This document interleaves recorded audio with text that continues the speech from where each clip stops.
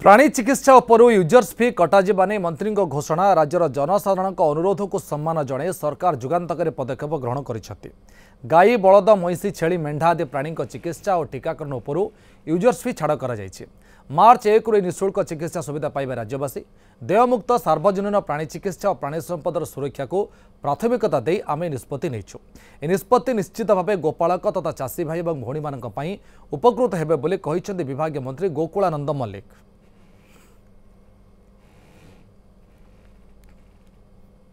आगुरु विभिन्न समय रे 1 टंकारु गत सरकार 1 टंकारु 100 टंका पर्यंत प्राणी चिकित्सा रे निया जाउथिला, किंतु आमर सरकार जेहेतु लोकंक सरकार विभिन्न समय लोकंकर आग्रह थिला ई उपरो संपूर्ण यूजर्स फी फ्री करबा पई।